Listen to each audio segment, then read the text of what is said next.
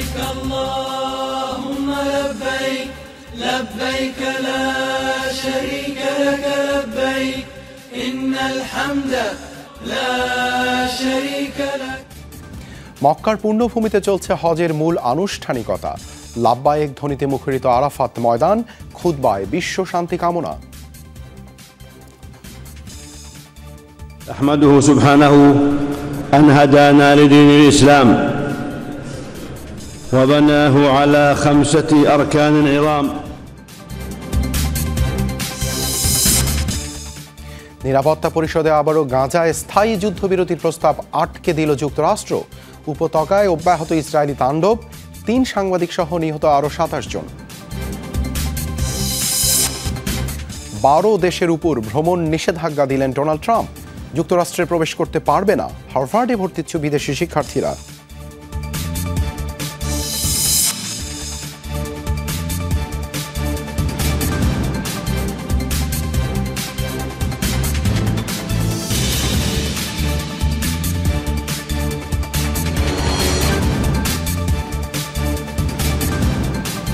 এতক্ষণ শিরোনাম দেখছিলেন, আপনাদের সাথে আছে আমি দেবাশিস রঞ্জন সরকার।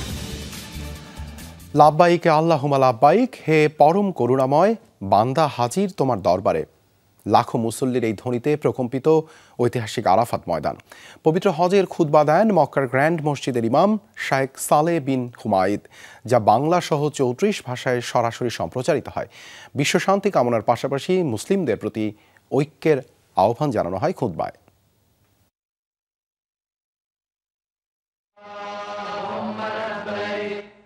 আল্লাহর দরবারে নিজেকে পরিপূর্ণভাবে সমর্পণে আরাফাতের ময়দানে হাজির লাখো মুসল্লি। সমবেত কণ্ঠে একই উচ্চারণ, আমি হাজির, হে আল্লাহ আমি হাজির।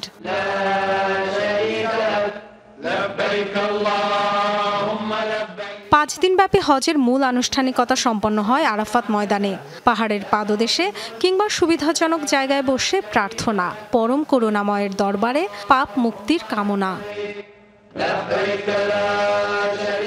স্থানীয় সময় দুপুর 12টায় মসজিদের নামিরায় খুতবা দেন মক্কার গ্র্যান্ড মসজিদের ইমাম শায়েখ সালেহ বিন হুমায়দ, যা বাংলা সহ 34 ভাষায় সরাসরি সম্প্রচারিত হয়। বিশ্ব শান্তি কামনা আর মুসলিমদের প্রতি ঐক্যের আহ্বান জানানো হয় খুতবায়। كأنه ولي حميم وما يلقاها إلا الذين صبروا وما يلقاها।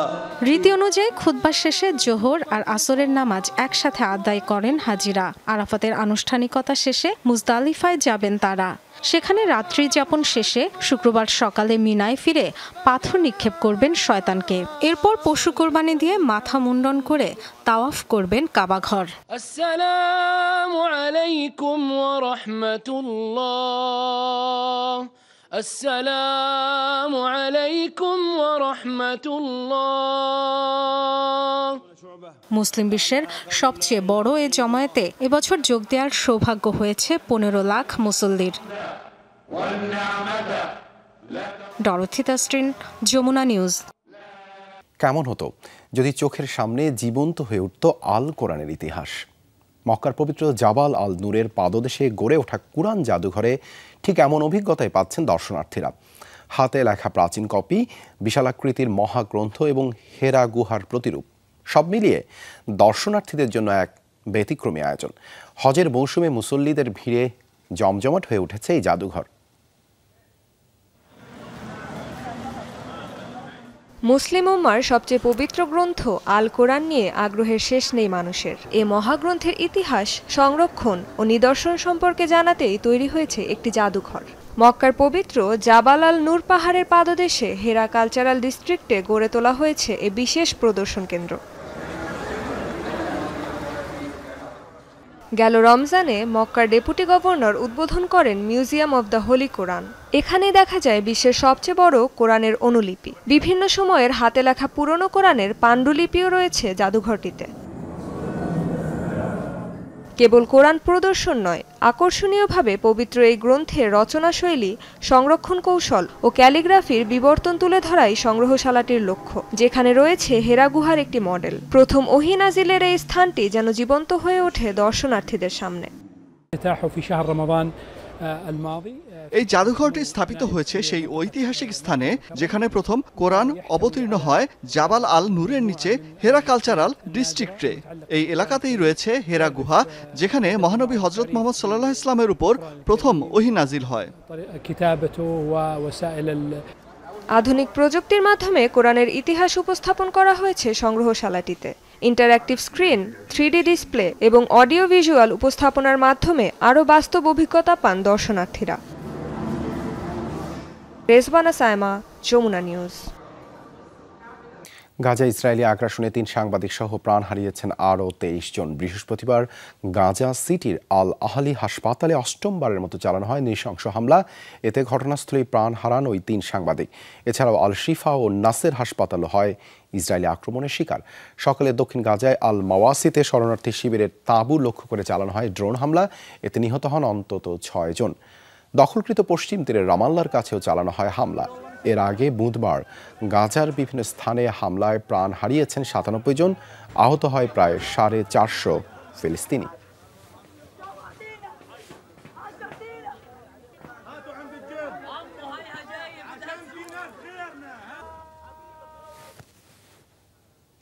জাতিসংঘের নিরাপত্তা পরিষদে গাজায় স্থায়ী যুদ্ধবিরতির প্রস্তাব আবারও আটকে দিল যুক্তরাষ্ট্র। পরিষদের বাকি 14 সদস্যর পক্ষে অবস্থান নিলেও কেবল ওয়াশিংটনের ভেটোর কারণে পাশ হয়নি প্রস্তাবটি। ইসরায়েলের পক্ষে এমন অন্ধ সমর্থনের কারণে বিভিন্ন দেশের তোপের মুখে পড়েছে মার্কিন প্রশাসন। যদিও হামাসকে গাজা থেকে বিতাড়িত করার দাবি না থাকায় প্রস্তাবটিকে অগ্রহণযোগ্য আখ্যা দিয়েছে ওয়াশিংটন। গাজায় নির্বিচার হত্যাযজ্ঞ চালিয়ে নৃশংসতার সব সীমা অতিক্রম করে ফেলেছে ইসরায়েল। ত্রাণ নিয়েও উপত্যকাবাসীর সাথে রীতিমতো প্রহসন করছে দেশটি। এই অবস্থায় ইসরায়েলের ওপর চাপ তৈরির লক্ষ্যে বুধবার অবিলম্বে নিঃশর্ত ও স্থায়ী যুদ্ধবিরতির প্রস্তাব তোলা হয় জাতিসংঘের নিরাপত্তা পরিষদে। পাশাপাশি গাজার বর্তমান অবস্থাকে বিপর্যয়কর আখ্যা দিয়ে ত্রাণ প্রবেশে বিধিনিষেধ তুলে নেওয়ার আহ্বানও জানানো হয়। 15 সদস্য দেশের মধ্যে উত্থাপিত প্রস্তাবের পক্ষে অবস্থান নেয় পরিষদের 14 সদস্য। স্থায়ী সদস্য হওয়ায় একমাত্র যুক্তরাষ্ট্রের ভেটোতে পাশ হয়নি প্রস্তাবটি। যুক্তরাষ্ট্রের এই একচোখা অবস্থানের সমালোচনা করেছে নিরাপত্তা পরিষদের অন্য সদস্যরা। ইসরায়েলকে দায়মুক্তি দেওয়ার অভিযোগ তুলেছে অনেক দেশ। নিন্দা জানিয়েছে ফিলিস্তিনি কর্তৃপক্ষ। ইসরায়েল যুদ্ধাপরাধ এবং মানবতার বিরুদ্ধে অপরাধ করছে। নিরাপত্তা পরিষদে উত্থাপিত প্রস্তাবে উল্লেখিত মানবতা ও নৈতিকতা দ্বারা নির্ধারিত ন্যূনতম দাবিগুলো সমর্থন পাওয়া উচিত, কিন্তু দুর্ভাগ্যবশত আমাদের ভেটোর মুখে পড়তে হয়েছে। যদিও যুক্তরাষ্ট্রের সাফাই জিম্মি মুক্তির বিষয়টি উপেক্ষা করা হয়েছে প্রস্তাবিত রেজুলেশনে, হামাসের 7 অক্টোবরের হামলার নিন্দা জানানো হয়নি বলেও অভিযোগ দেশটির। যুক্তরাষ্ট্রের অবস্থান স্পষ্ট। আমরা এমন কোনো প্রস্তাবকে সমর্থন করব না যা হামাসকে নিন্দা জানাতে ব্যর্থ হয় কিংবা তাদের নিরস্ত্রীকরণ এবং গাজা ছেড়ে যাওয়ার আহ্বান জানানো হয় না। হামাস সাম্প্রতিক সময়ে বেশ কয়েকটি যুদ্ধবিরতির প্রস্তাব প্রত্যাখ্যান করেছে। আমরা নিরাপত্তা পরিষদকে হামাসের এই একগুঁয়েমির পক্ষে অবস্থান নিতে দেব না।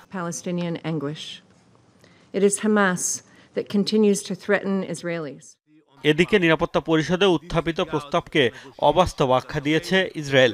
জাতিসংঘে নিযুক্ত ইসরায়েলি প্রতিনিধির হুঁশিয়ারি, গাজায় অভিযান অব্যাহত রাখবে তার দেশ। মোস্তফা মাহমুদ। এদিকে নিরাপত্তা পরিষদে উত্থাপিত প্রস্তাবকে অবাস্তব আখ্যা দিয়েছে ইসরায়েল।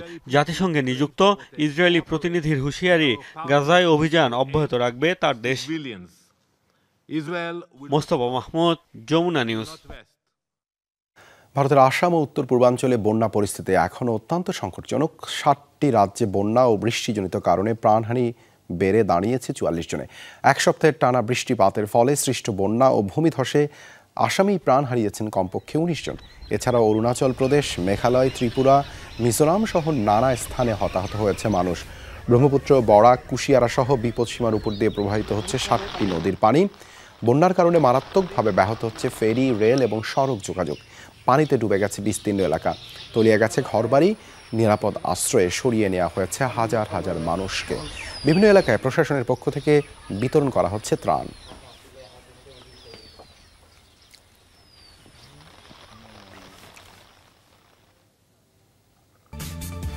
কলোরাডোয় ইহুদি র্যালিতে বোমা হামলার ঘটনায় 12 দেশের উপর ভ্রমণ নিষেধাজ্ঞা জারি করলেন মার্কিন প্রেসিডেন্ট ডোনাল্ড ট্রাম্প, যার মধ্যে রয়েছে ইরান, আফগানিস্তান, ইয়েমেন সহ আফ্রিকার বিভিন্ন দেশ। এসব দেশের নাগরিকরা ভ্রমণ করতে পারবে না যুক্তরাষ্ট্রে। এর পাশাপাশি কড়াকড়ি আরোপ করা হয় আরও 7 দেশে। বিবৃতিতে প্রেসিডেন্ট ট্রাম্প জানান, মার্কিন নাগরিকদের নিরাপত্তার স্বার্থেই এমন সিদ্ধান্ত নেওয়া হয়েছে। কলোরাডোর ইহুদি র্যালিতে সাম্প্রতিক হামলার পর থেকেই আলোচনা চলছিল মার্কিন অভিবাসন নীতিতে কড়াকড়ি আরোপ নিয়ে। হামলার ঘটনায় সন্দেহভাজন হিসেবে মোহাম্মদ সাবরি সোলাইমান নামে এক মিশরীয় নাগরিক আটক করা হয়। 2022 সালে নন ইমিগ্রেন্ট ভিসায় ক্যালিফোর্নিয়া প্রবেশ করে সে। 2023 সালের ফেব্রুয়ারিতে শেষ হয়ে যায় তার ভিসার মেয়াদ। ওই হামলার ঘটনা এবার যুক্তরাষ্ট্রের প্রবেশের ক্ষেত্রে 12টি দেশের নাগরিকদের ওপর নিষেধাজ্ঞা দিয়েছেন মার্কিন প্রেসিডেন্ট ডোনাল্ড ট্রাম্প। স্থানীয় সময় বুধবার তিনি এ সংক্রান্ত নির্বাহী আদেশে স্বাক্ষর করেন। আগামী সোমবার থেকে কার্যকর হবে এটি। কলোরাডোর র্যালিতে হামলাই প্রমাণ করে আমাদের দেশে যারা আসছেন তারা ভয়াবহ হুমকিতে পরিণত হয়েছেন আমাদের উপর। তাদের উপর সঠিকভাবে নজরদারি করা হচ্ছে না। আমরা তাদের চাই না। 21 শতকে এসে আমরা আবারও সন্ত্রাসী হামলা দেখতে চাই না। নতুন এই নিষেধাজ্ঞার আওতায় রয়েছে Afghanistan, Myanmar, Chad, Congo, Guinea, Eritrea, Haiti, Iran, Libya, Somalia, Sudan ও ইয়েমেনের নাগরিকরা। এছাড়া ট্রাম্প আরও 7টি দেশের ওপর আংশিক ভ্রমণ নিষেধাজ্ঞা আরোপ করেছেন। দেশগুলো হলো Burundi, Cuba, Laos, Sierra Leone, Togo, Turkmenistan ও ভেনেজুয়েলা। আবারও অভিবাসন ইস্যুতে কড়াকড়ির বিষয়টি তুলে ধরেন মার্কিন প্রেসিডেন্ট।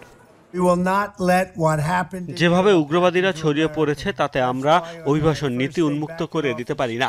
এ কারণে আমি মধ্যপ্রাচ্য এবং আফ্রিকার বিভিন্ন দেশের ওপর এই কড়াকড়ি আরোপ করেছি।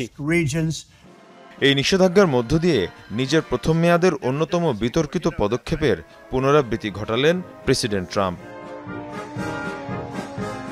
মীর মুশফিকা হাসান, যমুনা নিউজ। এবার হার্ভার্ড বিশ্ববিদ্যালয়ের ভর্তিচ্ছু বিদেশি শিক্ষার্থীদের যুক্তরাষ্ট্রে প্রবেশ নিষিদ্ধ করেছেন মার্কিন প্রেসিডেন্ট ডোনাল্ড ট্রাম্প। বুধবার এই ঘোষণা দেয় হোয়াইট হাউস। নতুন নির্দেশনায় মার্কিন স্টেট ডিপার্টমেন্টকে হার্ভার্ডের বর্তমান বিদেশি শিক্ষার্থীদের ভিসা বাতিলেরও আভাস দেওয়া হয়েছে। বিশ্ববিদ্যালয়ে অধ্যয়নরত বিদেশি শিক্ষার্থীদের অনৈতিক কর্মকাণ্ডের সাথে সংশ্লিষ্টতার প্রমাণ পাওয়া গেছে বলে দাবি করছে ট্রাম্প প্রশাসন।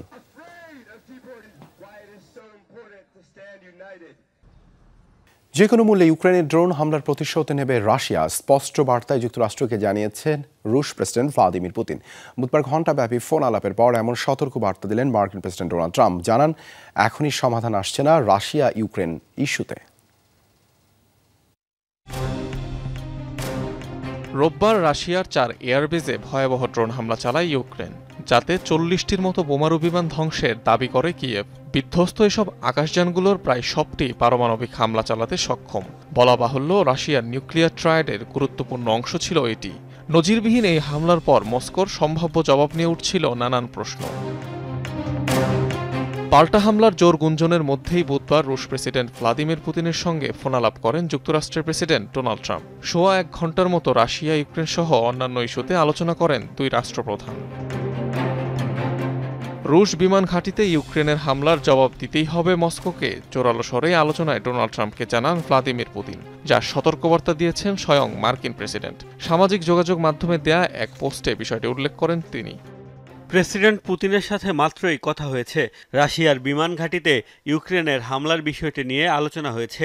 অনেক ফলপ্রসূ আলোচনা হয়েছে, কিন্তু শান্তির কোনো সমাধান পায়নি। পুতিন বলেছেন তাকে অবশ্যই এই হামলার জবাব দিতে হবে, খুব শক্তভাবেই বলেছেন তিনি।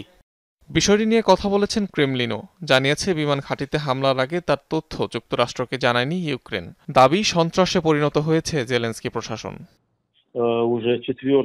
রাশিয়ার বিমান ঘাঁটিতে হামলার আগে ইউক্রেন যুক্তরাষ্ট্রকে জানায়নি। ডোনাল্ড ট্রাম্প পুনরায় তা নিশ্চিত করেছেন। কিয়েভ সরকার একটি সন্ত্রাসী সংগঠনে পরিণত হয়েছে। মস্কো তাদের উস্কানির কাছে নতি স্বীকার করবে না। মার্কিন প্রেসিডেন্টের দাবি, রাশিয়া ইউক্রেন ইস্যুতে শান্তির পথ এখনও বহুদূর। আলোচনা ফলপ্রসূ হলেও যুদ্ধ থামাতে কোনো সমাধানে পৌঁছাতে পারেনি দুই রাষ্ট্রপ্রধান। যুদ্ধ শুরুর পর রাশিয়ায় রোববারই সবচেয়ে ভয়াবহ ড্রোন হামলা চালায় ইউক্রেন। বিভিন্ন মহলের খবর, এতে ক্ষয়ক্ষতির পরিমাণ ছাড়িয়েছে $7 বিলিয়ন। মস্কোকে হারাতে হয়েছে অতিমূল্যবান Tu-95, Tu-22 এবং Tu-160 মতো বোমারু বহরকে। অনিক রহমান, যমুনা নিউজ। আবারও আমন্ত্রণ, আপনারা দেখছেন যমুনা আইডেস্ক। নেটো মিত্রদের নিয়ে উত্তর পূর্বাঞ্চলীয় গ্রিসে সামরিক মহড়া চালাচ্ছে যুক্তরাষ্ট্র। অংশ নিয়েছে 2,500-এরও বেশি সেনা সদস্য, যোগ দিয়েছে অ্যাপাচি লেপার্ডের মতো হেলিকপ্টার এবং ব্যাটেল ট্যাঙ্কও। গেল সোমবার থেকে শুরু হওয়া এই মহড়া চলবে 9 জুন পর্যন্ত। ইমিডিয়েট রেসপন্স নামের এই মহড়ায় রয়েছে আলবেনিয়া, বুলগেরিয়া, ক্রোয়েশিয়া, স্লোভাকিয়ার মতো দেশের সেনারাও। এতে সাইবার ডিফেন্স প্রশিক্ষণ মহড়া সহ লাইভ ফায়ারিংয়ে অংশ নেন সেনারা।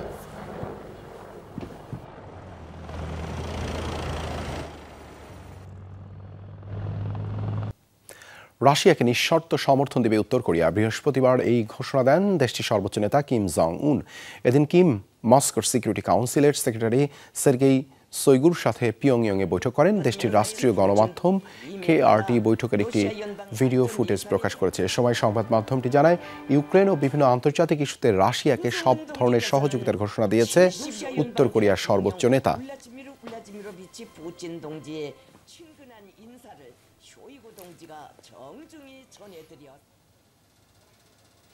দর্শক, যমুনা ডেস্ক আজ এ পর্যন্ত। এতক্ষণ সাথে থাকার জন্য ধন্যবাদ সবাইকে।